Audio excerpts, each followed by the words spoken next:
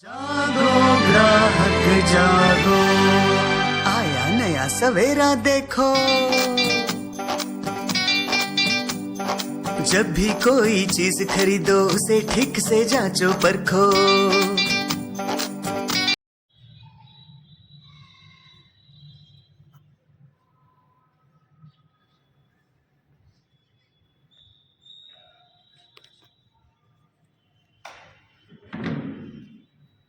નમસ્તે વિદ્યાર્થી મિત્રો, આજે હું આપણી શાળામાં ગ્રાહક સુરક્ષાના બંને અધિકાર શ્રી ડૉક્ટર દાફડા સાહેબ તથા શ્રી ગોયલ સાહેબનો હું આવકારું છું અને તેઓનું સ્વાગત કરું છું.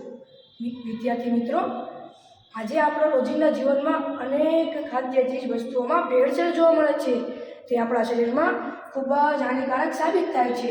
તે ભેળસેળ કેવી રીતે થાય છે તે અહીંના વિદ્યાર્થી મિત્રો આપણને સમજાવશે. તો કોઈ પણ પ્રશ્ન હોય તે પૂછી શકો છો.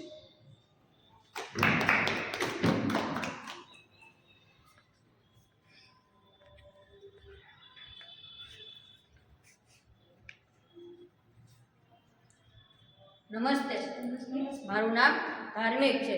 મારે આપને એક પ્રશ્ન છે કે ચાની ભૂકીમાં પણ ભેળસેળ કરવામાં આવે છે. શું તે વાત સાચી છે? અરે હા, તે વાત સાચી છે. તો તેને આપણે કેવી રીતના ચકાસીએ? ધાર્મિક, તારો પ્રશ્ન ખૂબ જ સરસ છે. ધાર્મિક, આજકાલ તો ઘણી બધી હોટલોમાં ચાની ભૂકીની ભેળસેળ થાય છે. અરે વપરાયેલી ચાની ભૂકીને સૂકવી અને કૃત્રિમ રંગથી રંગવામાં આવે છે. રંગ ચડાએ ચણાની ફોતરી, લોખંડનો બારીક ભૂકો અને લાકડાનો ભૂકો, આ રીતે ચાની ભૂકીમાં ભેળસેળ થાય છે. અરે ધાર્મિક, તને ખબર છે હમણાં તો ચા પણ બનાવટી આવે છે. અગર તેને આપણે પારખવું હોય તો એક સફેદ કાગળ લો અને તેને થોડો ભીનો કરો, પછી તેની ઉપર થોડી ચા રેડી દો. અગર એ ચા રંગ છોડી દે તો તમારે માની લેવાનું એ ચામાં રંગ કરવામાં આવ્યું છે, કારણ કે ઓરિજિનલ ચા એ ક્યારેય રંગ છોડતી નથી. અને તમારે ચાની ભૂકીમાં લોખંડનો કાટ છે એ ચકાસવું હોય તો તેની માટે લોહ ચુંબકને ચાની ભૂકી પાસે લઈ જાઓ. અગર ચાની ભૂકીમાં લોખંડનો કાટ હશે તો લોહ ચુંબક પર ચોંટી જશે. તો આ રીતે આપણે ચાની ભૂકીમાં લોખંડનો કાટ છે કે નહીં તે ચકાસી શકીએ. તો ધાર્મિક, તને આ પ્રશ્નનો જવાબ સમજાઈ ગયો હશે.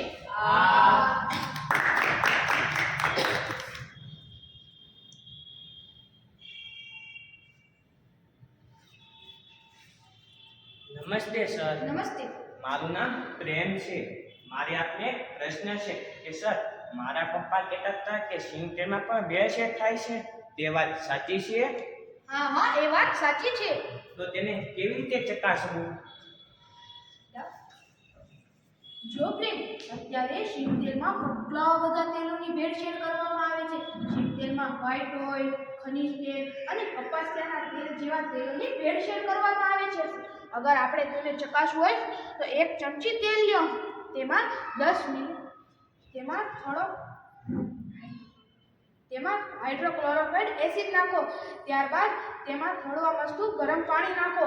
ત્યારબાદ અગર એનો કલર ઝાખું થઈ જાય પાણી તો સમજી લેવાનું એમાં કોઈ બીજા અન્ય તેલની ભેળસેળ કરવામાં આવી છે. તો વિદ્યાર્થી મિત્રો, આપ સર્વને મારી વાત સમજાઈ ગઈ હશે.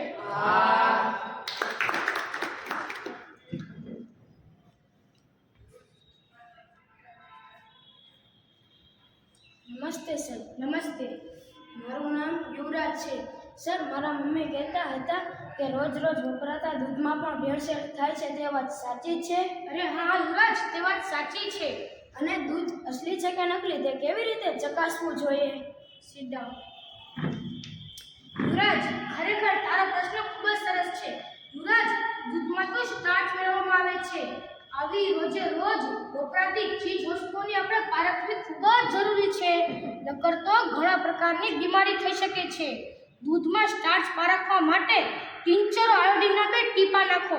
પછી તમે જોશો એ કલર બ્લુ થઈ જાય તો તમારે માની લેવાનું એ દૂધમાં સ્ટાર્ચની ભેળસેળ છે.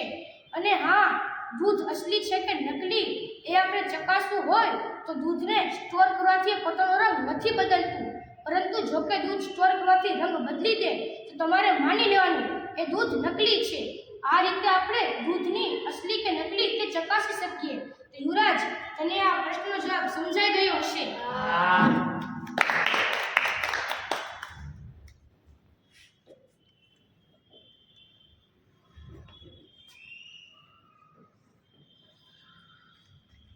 નમસ્તે સર. નમસ્તે. મારું નામ પૃથ્વી છે. મારો એક પ્રશ્ન છે કે સર, મારા બહેન કહેતા હતા કે ઘી અને માખણમાં પણ ભેળસેળ થાય છે, તે વાત સાચી છે? હા હા, એ વાત સાચી છે. તો સર, આપણે તેને કેવી રીતે ચકાસવું? ખૂબ સરસ પૃથ્વી, તારો સવાલ ખૂબ સારો છે. અત્યારે તો ઘી અને માખણમાં કેટલી બધી ભેળસેળ કરવામાં આવે છે. અગર આપણે તેને ચકાસવું હોય એ માટે 1 ચમચી સાકર લ્યો, તેમાં 10 મિલી હાઇડ્રોક્લોરોફાઇડ એસિડ નાખો, ત્યારબાદ તેમાં ગરમ ઘી અને માખણ નાખો. અગર તેનો કલર લાલ રંગનો થઈ ગયો તો એ ઘી અને માખણ નકલી છે, અને તેઓનો કલર તેવો ને તેવો જ રહ્યો તો એ અસલી છે. તો વિદ્યાર્થી મિત્રો, આવી તમામ બાબતથી તમારે સાવધાન રહેવાનું. તો આપ સર્વને મારી વાત સમજાઈ ગઈ હશે.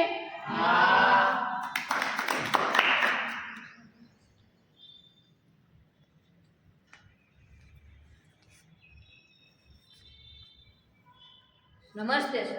નમસ્તે. મારો બીજો પ્રશ્ન એ છે કે લાલ મરચાના પાવડરમાં પણ ભેળસેળ થાય છે, શું તે વાત સાચી છે? અરે હા હા, તે વાત સાચી છે. તેને આપણે કેવી રીતના ચકાસીએ? Sit down. યુવરાજ, તારો પ્રશ્ન ખૂબ જ સરસ છે. હમણાં તો લાલ મરચાના પાવડરમાં પણ ભેળસેળ થાય છે. અરે લાલ મરચાના પાવડરમાં લાકડાનો પાવડર મિક્સ કરી નાખે છે. અગર તેને આપણે ચકાસવું હોય તો પાણી લ્યો, તેમાં થોડો લાલ મરચાનો પાવડર નાખી દો, પછી તમે જોશો એ લાલ મરચાનો પાવડર પાણી ઉપર તરવા લાગે તો માની લો એ લાલ મરચાના પાવડર ઉપર લાકડાનો પાવડર મિક્સ કરી નાખ્યો છે, કારણ કે લાકડાનો પાવડર જ પાણી પર તરવા લાગે છે. તો આવી રીતે આપણે લાલ મરચાના પાવડરને ચકાસી શકીએ. તો ધાર્મિક, તને આ પ્રશ્ન જવાબ સમજાઈ ગયો હશે.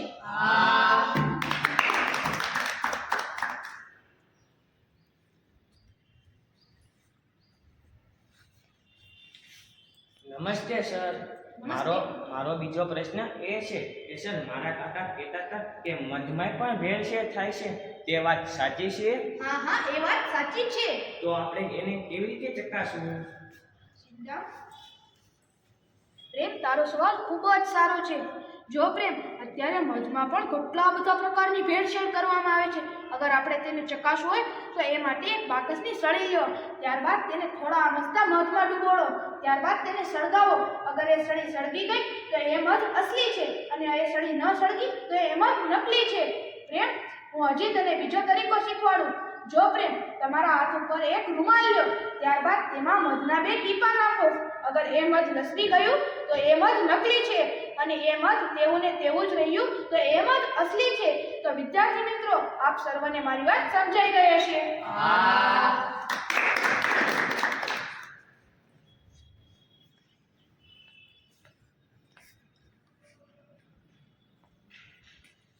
નમસ્તે સર. નમસ્તે. સર, મારા બા કહેતા હતા કે વજન કાંટામાં પણ ગડબડ થાય છે, તે વાત સાચી છે? હા હા, એ વાત સાચી છે. પણ તેને કેવી રીતે ચકાસવું જોઈએ? યુવરાજ, તારો સવાલ ખૂબ જ સારો છે. જો યુવરાજ, અત્યારે ઘણા બધા વેપારીઓ વજન કાંટામાં પણ ગડબડીઓ કરે છે. અગર તેને ચકાસવું હોય તો એ માટે આપણે જોવાનું, ઘણા બધા વેપારીઓ વજન કાંટાની હેઠે લોહ ચુંબક ચોંટાડી દે છે, જેથી કરીને જ્યારે ગ્રાહક વસ્તુ લેવા આવે છે તો એ ઓછા વજનની વસ્તુ પણ વધારે વજનની વસ્તુ થઈ જાય છે. આવી રીતે વેપારીઓ વજન કાંટામાં પણ છેતરે છે. પણ સાહેબ, ડિજિટલ કાંટામાં કેવી રીતે ગડબડ કરી શકે? વાહ યુવરાજ, આ તો તારો ખૂબ જ સારો પ્રશ્ન છે. જો યુવરાજ, ડિજિટલ કાંટામાં પણ ઘણા બધા વેપારીઓ પહેલેથી જ તે વધારે આંકડા કરી નાખે છે, જેથી કરીને જ્યારે ગ્રાહક વસ્તુને ખરીદવા આવે છે ત્યારે વસ્તુનું વજન વધુ થઈ જાય છે, ઓછા વજનની વસ્તુ પણ વધારે વજનમાં વેચી દે છે. આવી રીતના લોકો ડિજિટલ કાંટામાં પણ ઘણી બધી અડવડીઓ કરે છે.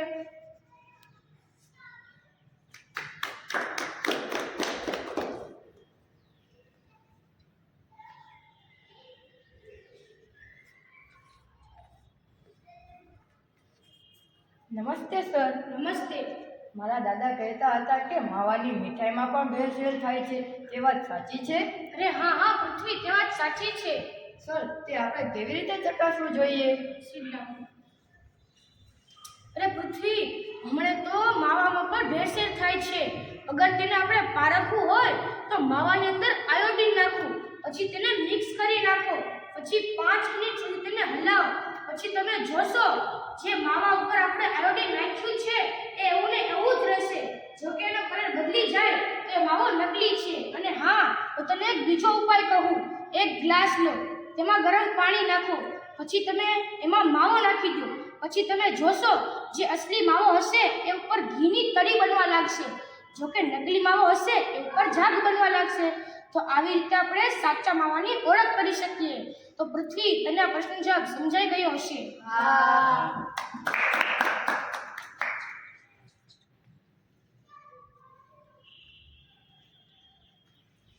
નમસ્તે સર. નમસ્તે. મારો ત્રીજો પ્રશ્ન એ છે કે મેં એવું સાંભળ્યું છે કે હળદરમાં પણ ભેળસેળ થાય છે. શું તે વાત સાચી છે? હા, એ વાત સાચી છે. તેને આપણે કેવી રીતના ચકાસીએ? ધાર્મિક બેટા, તારો સવાલ ખૂબ જ સારો છે. જો ધાર્મિક, અત્યારે હળદરમાં પણ કેટલી બધી ભેળસેળ કરવામાં આવે છે.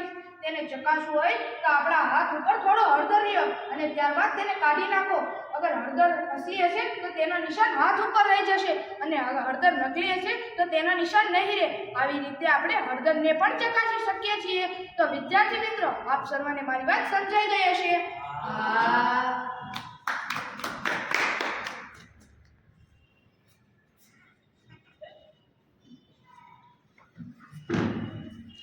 ખરેખર જોયું ને વિદ્યાર્થી મિત્રો, આજના આપણા ગ્રાહક સુરક્ષાના મિત્રોએ ખૂબ જ સરસ વાત કહી. વિદ્યાર્થી મિત્રો, આજે આપણે જાગી જવું જોઈએ. જાગો ગ્રાહક જાગો, જાગો ગ્રાહક જાગો, જાગો ગ્રાહક જાગો, જાગો ગ્રાહક જાગો, જાગો ગ્રાહક જાગો, જાગો ગ્રાહક જાગો. અસ્તુ. જય હિન્દ, જય શ્રી કૃષ્ણ.